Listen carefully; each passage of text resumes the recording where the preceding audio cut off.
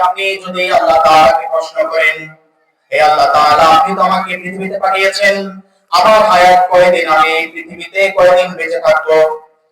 আপনার এই প্রশ্নের উত্তরে আল্লাহ তাআলা 1450 বছর আগে এই প্রশ্নের উত্তর আল্লাহ তাআলা রিজার্ভ করে রেখে দিয়েছেন। সুবহানাল্লাহ। আল্লাহ তাআলা সূরা মুনাফিকুনের 11 নম্বর আয়াতে বলছেন, ওয়ালাই ইউআখিরাল্লাহু নাফসান ইযা জাআ আজালুহা ওয়াল্লাহু খাবীরুম বিমা তা'মালুন। আল্লাহু আকবার।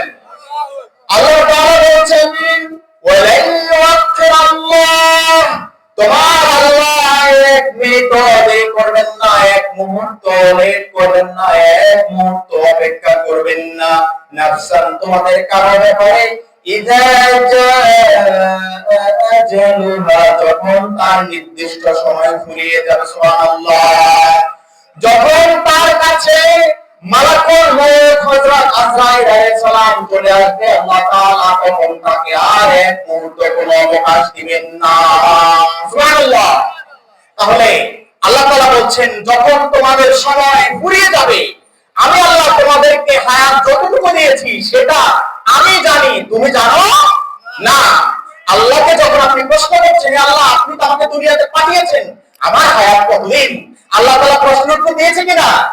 আল্লাহ তাআলা কত সুন্দর করে বলছেন, ওয়ালাই ইউআখিরাল্লাহু নাফসান ইযা জাআ আজালুহা ওয়াল্লাহু খাবীরুম বিমা তা'মালুন।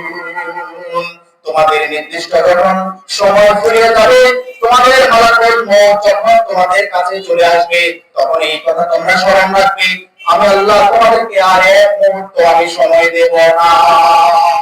সুবহানাল্লাহ।